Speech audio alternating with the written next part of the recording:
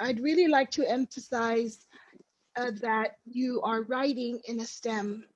No, you are you are the main part in your position is that you're writing in that you're with a STEM company. So Correct. that's all right. Mhm. Yeah. So I want to make sure that we state that so teachers, high school teachers and whatever know that that's what we're talking to, because a lot of the STEM jobs, as you know, it's healthcare. Yeah. So Yeah.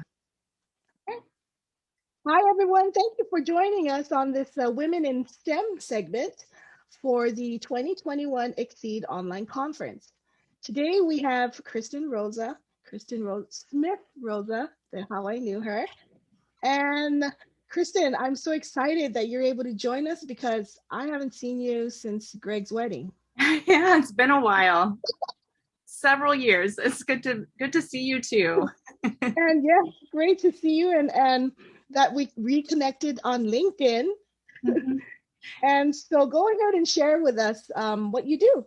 Yeah, my background actually is in journalism. I got a degree in English, but along the way, I transitioned into marketing, and I currently work for a technology modernization company in Chicago. It's called SPR. So they're doing lots of cool stuff with technology. But my role is in marketing, and I get to write about all of this awesome stuff that our technologists do daily. So that's exciting. I went K through 12 pretty much and beyond in Adventist school system. I went to Adventist grade school in Rockford, Illinois. Then I went to Wisconsin Academy for all 4 years. And from there, I went to Andrews University, spent 1 year at Newbold over in England, had a great time, loved it. And then after graduating, I wasn't quite sure what to do. So I went on to school and got a master's in journalism from Northwestern University. So that's I actually focused on magazine publishing, Okay. thinking I would go down the way. My first job out of college, I was debating between working for a candy magazine in Chicago or going to Loma Linda and taking a position in the PR department, which I chose. I was excited. It was a long way from home for me. My family is near Chicago, but I did have an uncle working at Loma Linda, and he mentioned the position was open. So I went for it, and I loved it. Spent almost 5 years. Yeah. I worked in the basement of Burden Hall back when it existed. I don't think it's even there anymore. It was one of the original buildings. So that was where the University Relations Office was. Worked with Dick Weissmeyer. He's passed away, but he was a great mentor. For my first job out of college, I learned so much. You did end up staying in some sort of communications as far as writing. Now, how did you end up in a STEM with a STEM company writing? Right. Yeah. It's interesting. I kind of transitioned a career over the years, all staying within the writing realm, but it started, of course, at Loma Linda. Then my husband, who's in the military, we went overseas to Spain, Rota, Spain, and I was the base newspaper editor there. So I got to write about a lot of military activities and things like that on the base. Then when we moved back to the States, it was 2008, and jobs in journalism were just kind of like, they were gone. So I was like, well, what else can I do? That's when I got into marketing. And I ended up working for a garage door company. I worked for an urgent care EMR. So, electronic medical record company, software developer specifically for urgent care.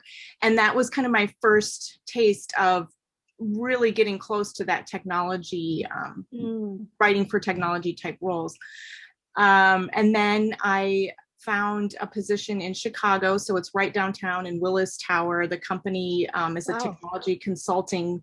So they help other companies around the Chicago area with their technology modernization things. So anything from like an IoT device on a can need some help figuring out how to make this work.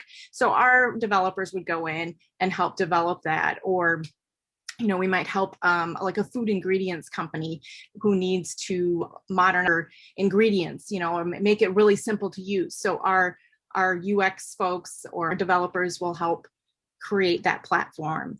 One thing that was really exciting, actually, I just finished interviewing the the restaurant industry and other shops, small type shops, have really been very interested in air quality, of course, in recent months. And there's a company in Chicago, a startup, that has ways that you can, measure your air quality. They have these air sensors. So they needed help, though, because they were getting an influx of new customers and everybody's wanting their services. So they needed some help updating their code. So we have a developer on site with them right now, helping get that project, updated. And then it's pretty exciting because it's something that is happening and very applicable to current times. So yeah, I just I got to write a story about that recently. Because it's almost like you're a STEM writer, or you're a writer of STEM things. Right. Yeah. Kind of.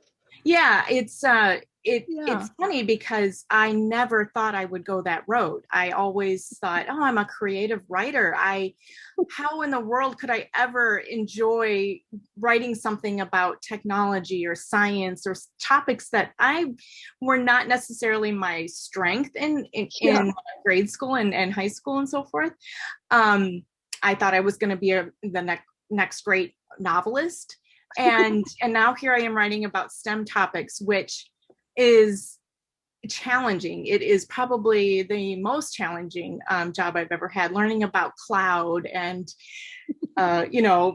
artificial intelligence and all of these concepts that are so cutting edge. And I'm, interviewing these engineers who are insanely smart and asking so many questions to understand the concepts. But it's a great way to take, those back in high school when you're like, oh, I'll never need to know this because I'm going into English. Well, turns out you do. Yeah. I'm glad you mentioned that, because I'm guessing it may help that your dad worked for a large fuel corporation. Mechanical engineer for a company that built large scale transmissions, So yeah. My dad, the background that my dad brought to all three of us kids was very STEM heavy. I mean, his dream was that one of us would be an engineer, and that didn't happen, but close. I'm writing a table and hear dad's stories about torque converters and things that I could never, I didn't get, but he was a great teacher in his own way. So probably your brother works with airplanes I don't know specifically. Yeah, he works for a contractor that works with actually down near NASA and does a lot of stuff with like the space program. Nice. Yeah. And your husband works with airplanes too. Yep. I'm surrounded. I've got, government and engineering all around me. I couldn't avoid this if I tried, and I wouldn't want to. So it's nice to write about something that challenges you to write about. Yes. And be around people that are content experts. I feel that way in my job too, because I'm in a healthcare university. I'm not a healthcare person per se. I graduate with communications, but because everyone needs to know what everyone's doing in it. Yes. And as we are now bridging to K through 12, what does it look like? And that's where we're at. Yeah, I was the same when I worked at Loma Linda. I would interview doctors and healthcare professionals and patients, and I just I was learning and soaking in so much constantly just by these interviews that I would do and stories I would write, and it's a great way to be involved with STEM, even though maybe my background. Did a teacher in your K through 12 years inspire you to push in your writing? Absolutely. Okay. Yeah. When I was in 6th, 7th, 8th grade, I had the same teacher. I was in a small school, Adventist school, and he was very strong in English, and really, I didn't need much direction as far as that creative writing because I was already loving it. So he definitely saw that and nurtured it. But then he challenged me too, because this is Mr. Sherman, Mr. Vern Sherman. I think he's still teaching today.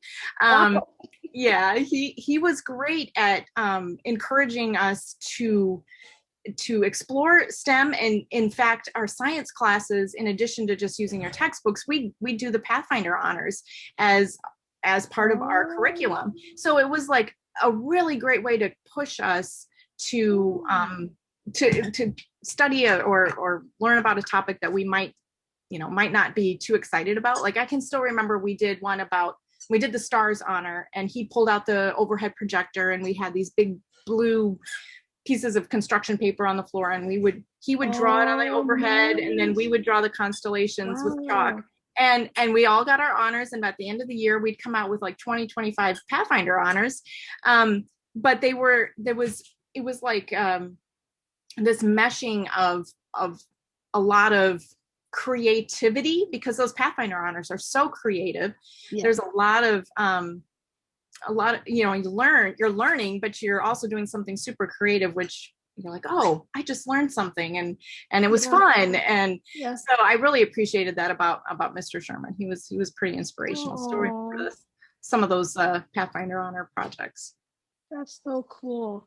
I appreciate you tying what you learn and what you're doing to Pathfinder honors, because there actually happens to be an adventurer and Pathfinder honor app, so kids can do it anywhere in the world, wherever they are. Sean Colfarber, he's there in Arkansas, and he created it. And so a lot of churches, even Puerto Rico, they're using it in different ways this summer. And that's the app itself is a example of technology. I mean, it's amazing that how far we've come from my days, back in the day when we had the old books and flip through, well, which one do I want to do? But what's your one advice to teachers, educators, to push the envelope about bringing in a guest they may not know the content about, especially if it's STEM related? What is your one advice for adult facilitators, because a lot of our educators teach at home as well, so to kind of push themselves to introducing STEM to kids no matter what? I think it's critically important, especially for myself, somebody who was not naturally inclined toward the topic. I still soaked it in, and I still am to this day. And it's really it's also this like hands-on thing that's really key too, which I know maybe not as easy to do when you're virtual, but being able to maybe use things that are in your own environment. And we're gonna build something here. My company is really great about advocating for bringing technology to disadvantaged youth in the city of Chicago. They try very hard to bring students actually to our office and get them in the lab and have them hands-on building like 3D printed they're kind of like the Pinewood Derby cars, but they're 3D printed. And then we do a race, and we have that every year. And we did get to do it this last year, but or taking the 3D printers to the schools because they can't access them.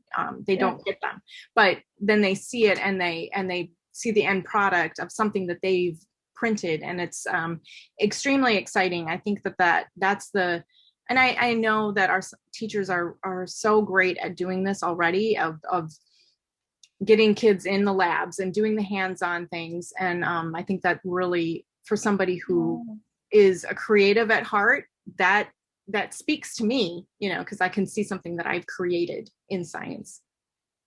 Thank you so much. I really appreciate you being here, and I know that you'll be able to be a STEM advocate for the rest of your life.